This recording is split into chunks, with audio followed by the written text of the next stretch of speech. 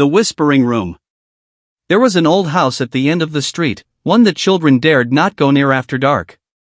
The locals called it the Whispering Room because of the strange sounds that would drift from the cracked windows on stormy nights. Most people avoided it, but for Emily, curiosity was stronger than fear. One evening, driven by a mix of teenage bravado and fascination, she decided to explore. The house had been abandoned for years, its paint peeling and its wood sagging with age. Emily pushed open the rusted gate and stepped inside, the air thick with dust and the smell of decay. The wooden floors creaked underfoot, and the silence was overwhelming. She wandered deeper into the house, her flashlight casting long shadows on the walls. As she passed through the hallway, something caught her attention, a faint whisper.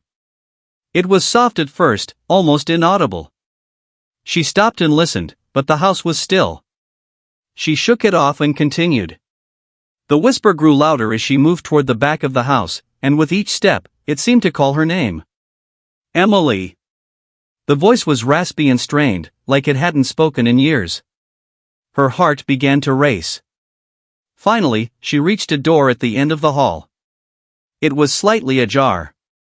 The whisper was unmistakable now, urgent, coming from the room beyond. Emily, come closer. Her breath caught in her throat. Against every instinct, she pushed the door open. The room was small, the walls lined with shelves that were covered in dust. In the center was an old rocking chair, its back to her. The whisper now seemed to come from within the chair itself. Emily. It breathed. Her fingers trembled as she pointed the flashlight at the chair. The beam swept across it and stopped. There, in the chair, was a figure.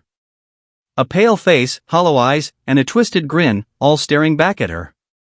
Before she could react, the figure tilted its head, and the whispers grew louder, more frantic. Emily, you shouldn't have come, it hissed. I've been waiting for you. The flashlight flickered, and for just a moment, the room was plunged into darkness.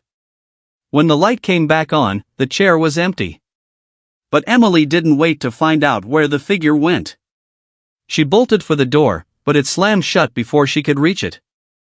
The whispers filled the room, now coming from all directions, circling around her. Emily, it's too late.